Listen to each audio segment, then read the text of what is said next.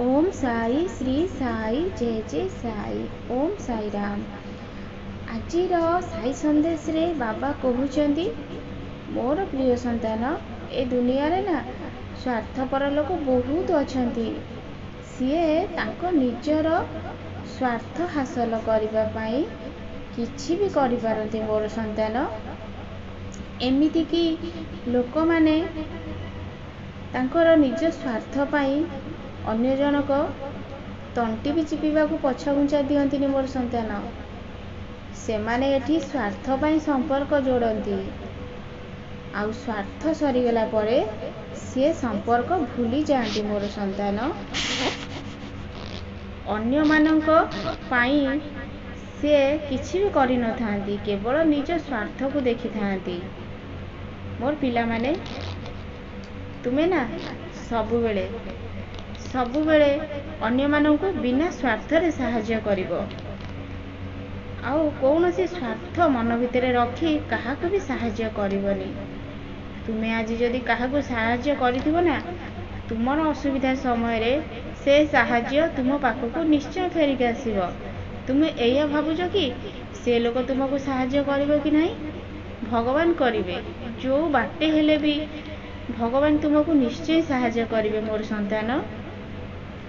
तुमे सबुबेले अन्य मानक सुख दुख रे साथी हेकि रुह। सबुबेले अन्य मानकर दुख बुझ। तुम किए जदि असुविधा रे पड़ी ना बिना स्वार्थ रे तुमे तांको सहाय्य कर।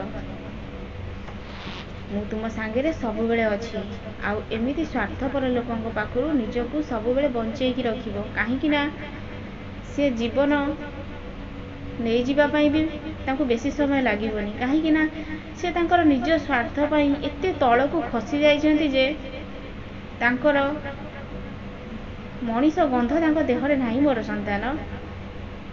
पशुपक्षी को तो तुमे खाइबा पीवा को देले से तुम बोल मानिबे, तुम कथा शुणिबे, किंतु सीए पशुपक्षी को ठारू भी हीन। तुमे सबुबेले देखि चाहिए संपर्क जोड़। एमिति संपर्क को विश्वास करनी जे कि शेष रे तुम जीवन को ही शेष करदेव।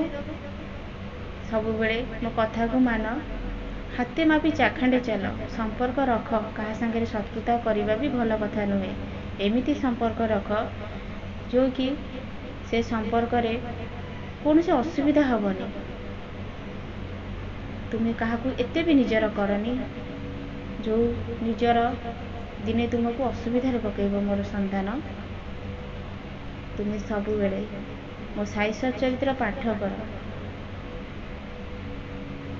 आज मु तुम घर को निश्चय आसबि जो माध्यम रे हेले भी तुम्हें मो पाई किछि भोजन रखिथिबो। तुम सबुबेले खुशी रे रुह। तुमर मंगल हो। खूब हस मोर संतान, सबुबेले हस। मो आशीर्वाद सबुबेले तुम ऊपर अछि मोर संतान। ओम साई राम।